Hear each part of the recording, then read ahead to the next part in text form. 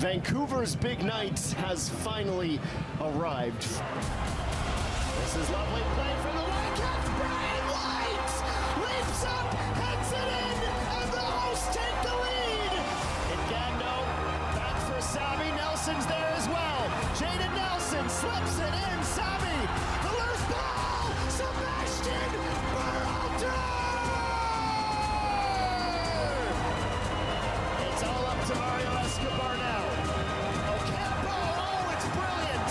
Puts a stamp on a legendary night at BC Place.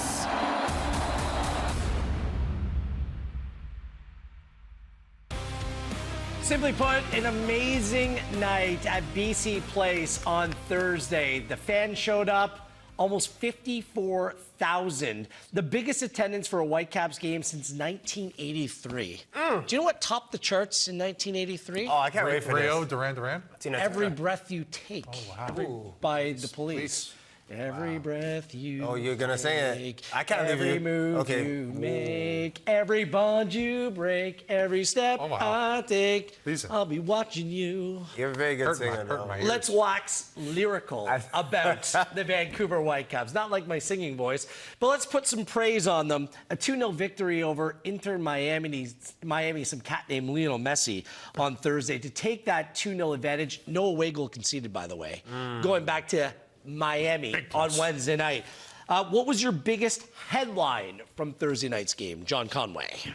No fear from Vancouver. They weren't intimidated by the circus that Messi brought to town. They stepped up to the plate and had a great performance. They, obviously they didn't have a lot of possession, but they were good. They got the job done. You look at What's this, your headline, buddy. Wilson? Look, you made me think about this, right? And you're actually the best at this. I haven't met anyone better than you to come up with a headline or just how quick you are. But I would say underdogs, question mark. More like pit bulls.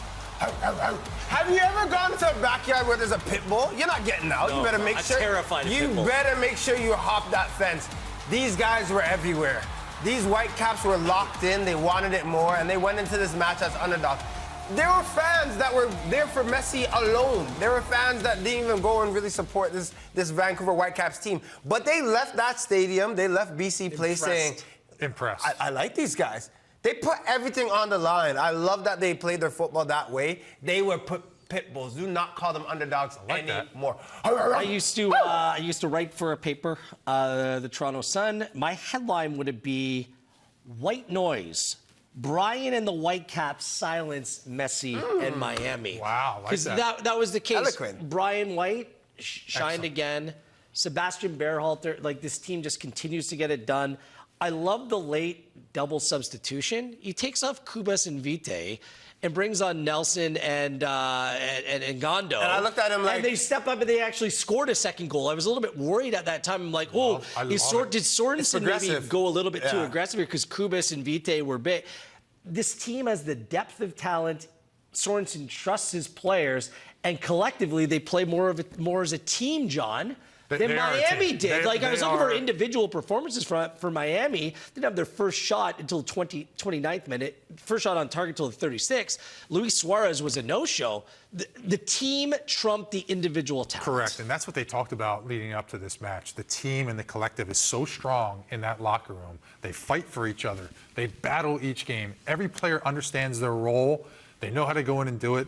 They can move pieces in and out. Those players have a clear information from the coach. The coach is giving them exactly what he wants from them, and they're going in and accomplishing it. And it's a great to see. You picked out It's some exciting. clips about the way that the Yeah. Whitecaps defended and how it left Suarez without any bite. There you go. Ba-dum-dum-ching. Like that. Thank you very much. And really kept Messi from being a big influence on the game. What did you see, John? Just the back. I deserve some laughter. The back group for Vancouver has been together now 6 games, and there's just sort of the cohesion and unison and understanding between them was excellent in this game, especially when you got 2 guys that are world class in Messi and Suarez. You can see from these clips here, the back group.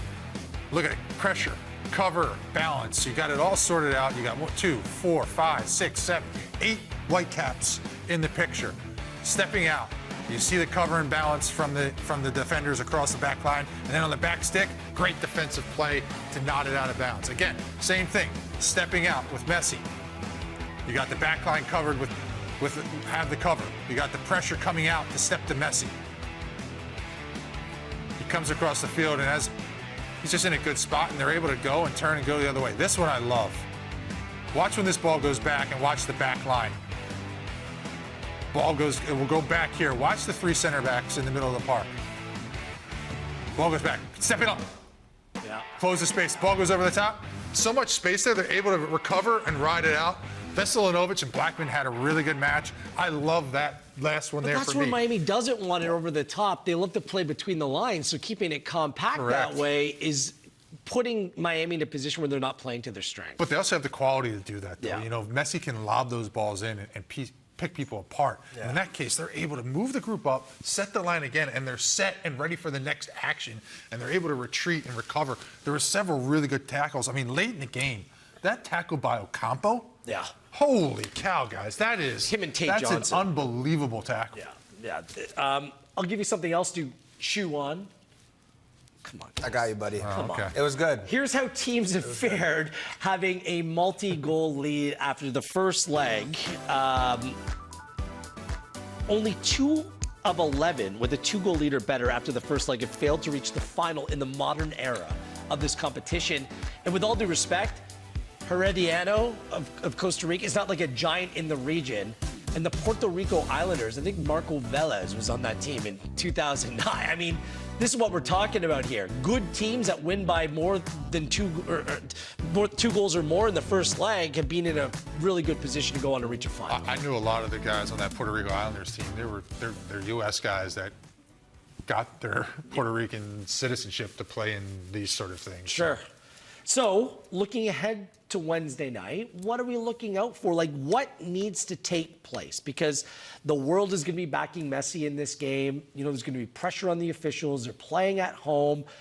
Like, look, Messi and Inter Miami in the previous round of the competition were on the verge of being knocked out to LAFC, and then Messi really put the team on his back to win 3-1 in that second leg. So what needs to happen for the Whitecaps in the second leg? They don't have to win the game in the first 10 minutes, and to your point, Wheels, it's so true.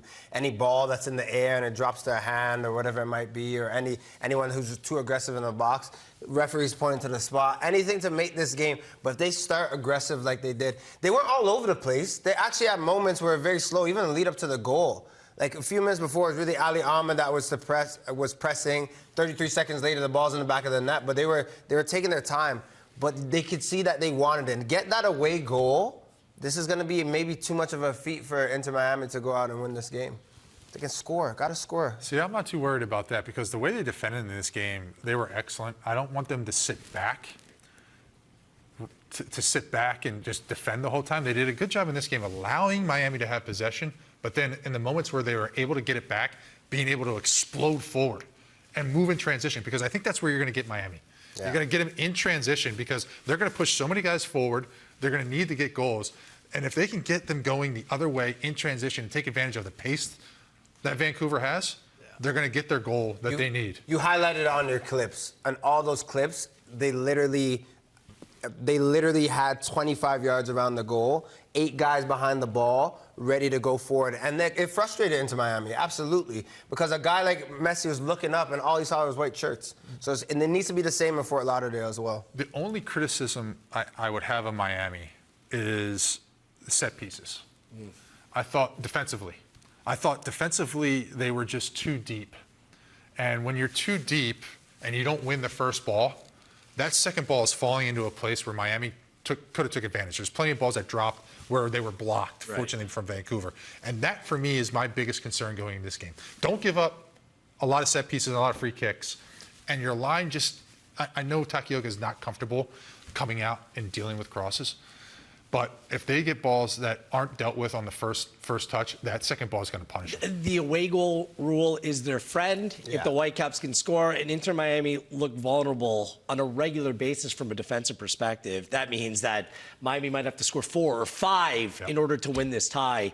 And thinking that this Whitecaps team would be that vulnerable defensively. I just don't see it happening unless you go down a man or something like that. It's also worthwhile to bring up Vancouver Whitecaps are playing Minnesota United as we speak. Wholesale changes for Jesper Sorensen. Veselinovic is starting. He's locked in now.